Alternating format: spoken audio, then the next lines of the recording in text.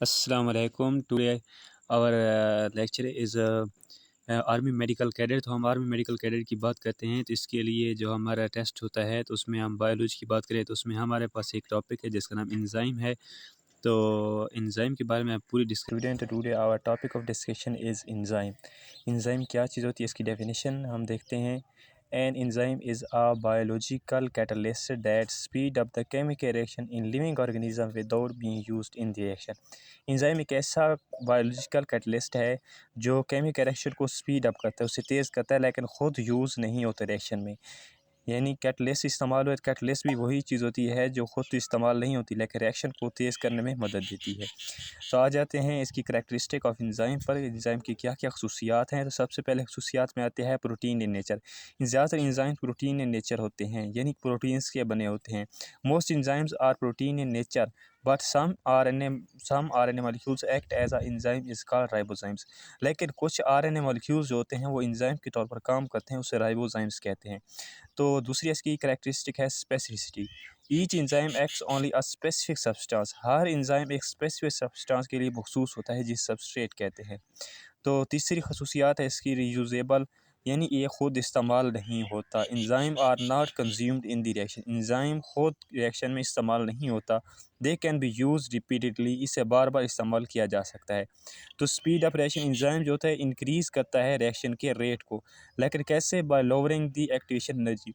Activation energy को कम कर दे। ज़्यादातर स्टूडेंट्स ये समझते हैं कि एक्टिवेशन एनर्जी को ज़्यादा करके, लेकिन ये करेक्ट आंसर नहीं है।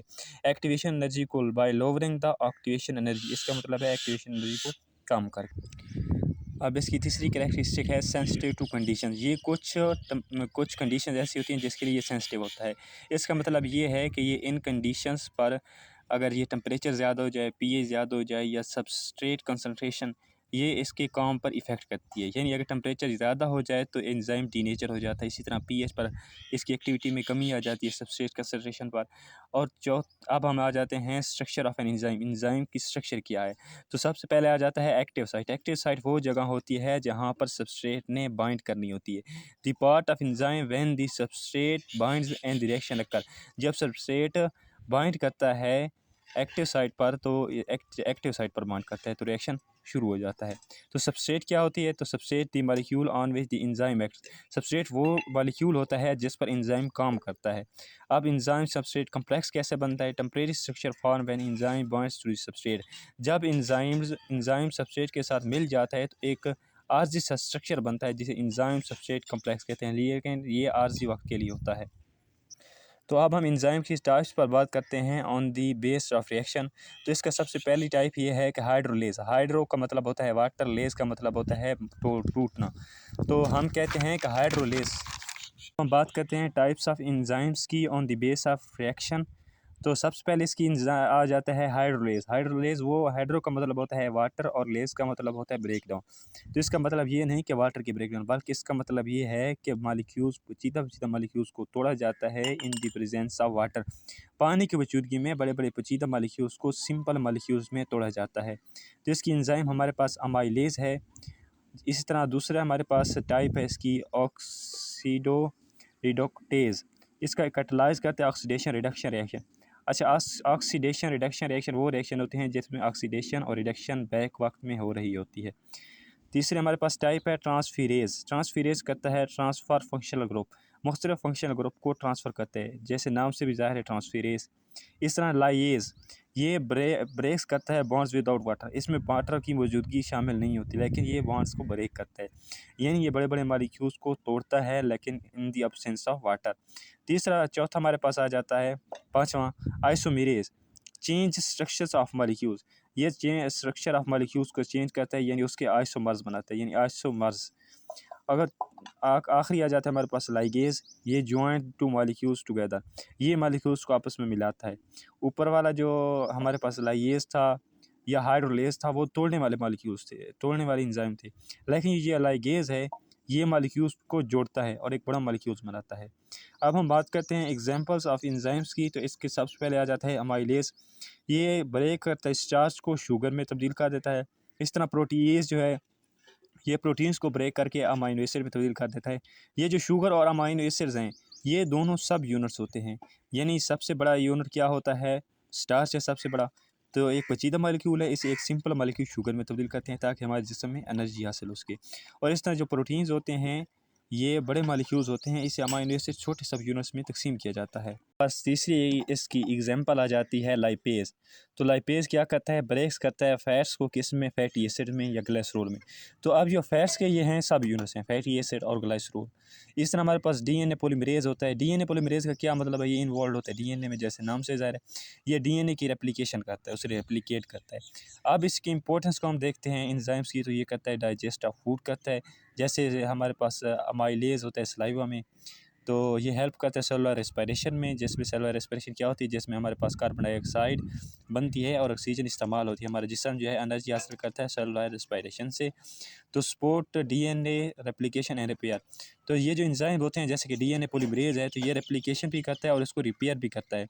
Aid in detoxification, catalase, break hydroxyl hydrogen peroxide. तो ये हाइड्रोजन परऑक्साइड जो है इसको कैटालाइज करता है। ये अब आ जाते हैं कि अगर एंजाइम हमारे जिस्म में ना हो तो फिर क्या हो जाता है। Fun facts, without enzyme most biochemical reactions in the body would happen too slowly to support the life. इसका मतलब ये है कि हमारे जिस्म में एंजाइम्स नहीं होंगे तो रिएक्शन इतने स्लो चलेंगे कि हमारी लाइफ को सपोर्ट नहीं मिले। तो अब हम आ जाते हैं एंजाइम की इनएक्टिव फॉर्म। एंजाइम की जो इनएक्टिव फॉर्म होती है उसको हम कहते हैं ज़ाइमोजेन। ये सबसे ज़्यादा एमसीक्यूज़ आता है हमारे पास एएमसी में, हमारे पास नम्स में भी आता है कि जो हमारे पास होता है एंजाइम की इनएक्टिव फॉर्म वो क्या होती है। तो एंजाइम की इनएक्टिव फॉर्म को हम कहते हैं ज़ाइमोजेन। और हमारे पास जो इनएक्टिव फॉर्म में हमारे पास एंजाइम आ जाते हैं वो अपने पास आ जाता है पेप्सिनोजेन, ट्रिप्सिनोजेन, और आ जाता है काइमोट्रिप्सिनोजेन और प्रोथ्रोम्बिन। ये हमारे पास हैं एंजाइम्स की इनएक्टिव फॉर्म। अच्छा, पेप्सिनोजेन की जो एक्टिव फॉर्म है उसको पेप्सिन कहते हैं, और इसको एक्टिव करने वाला जो होता है वो एसियल एसिड हमारे पास होता है जो हमारे पास स्टोमिक में खारिज होता है। तो दूसरी हमारे पास आता है ट्रिप्सिनोजेन। इसकी जो एक्टिव फॉर्म है इसको ट्रिप्सिन कहते हैं, और इसको जो हमारे पास होता है इंटेरोकाइनेज एंजाइम जो हमारे पास स्मॉल इंटेस्टाइन में पैदा होता है वो इसको एक्टिव करता है, जो इसका एक्टिवेटर होता है। तो काइमोट्रिप्सिनोजेन, इसको जो एक्टिव एंजाइम होता है वो काइमोट्रिप्सिन होता है, और इसको जो एक्टिव करने वाला एक्टिवेटर होता है वो ट्रिप्सिन होता है। और ये 2023 में हमारे पास एएमसी में आया था। तो जो हमारे पास चौथा है वो प्रोथ्रोम्बिन है, और इसकी एक्टिव फॉर्म जो है थ्रोम्बिन है, और इसको एक्टिव करने वाला हो हमारे पास होता है factor X A in blood clotting, ये ब्लड क्लॉटिंग फैक्टर है। तो अब हम आ जाते हैं इंजाइम्स की अमाइलेज पर। अमाइलेज हमारे पास जो होता है वो खारिज होता है हमारे पास माउथ में और पेंक्रियाज में, ये इसकी साइट है। और इसकी पीएच होती है तकरीबन 6.8 से 7.5 तक होती है। और ये किस को ब्रेक डाउन कराता है, ये ब्रेक डाउन कराता है हमारे पास स्टार्च की ब्रेक डाउन कराता है, ये इसका सबस्ट्रेट होता है। दूसरा हमारे पास आ जाता है पेप्सिन, ये हमारे पास स्टोमिस में खारिज होता है, और इसकी पीएच तकरीबन 1.5 से 2.5 होती है, और ये प्रोटीन्स की ब्रेक डाउन कराता है। हमारे पास तीसरा आ जाता है ट्रिप्सिन, ये स्मॉल इंटेस्टाइन में हमारे पास खारिज होता है, और इसकी पीएच तकरीबन 7.8 से 8.4 होती है, और ये भी प्रोटीन्स की ब्रेक डाउन करवाता है। हमारे पास चौथा आ जाता है लाइपेज।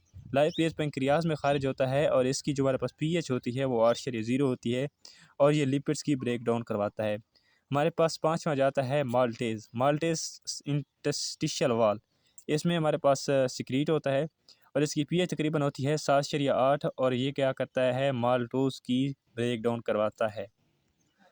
अब हमारे पास जो एमसीक्यूज़ है वो हमारे पास ये जो एमसीक्यूज़ है ये तकरीबन एएमसी और नम्स दोनों में तकरीबन आ चुका है। Which enzyme is secreted in inactive form, वो कौन सा एंजाइम है जो इनएक्टिव फॉर्म में सिक्रीटेड होता है। हमारे पास पेप्सिनोजेन है जो हम पहले भी पढ़ चुके हैं, ट्रिप्सिनोजेन है, काइमोट्रिप्सिनोजेन है, और प्रोथ्रोम्बिन है।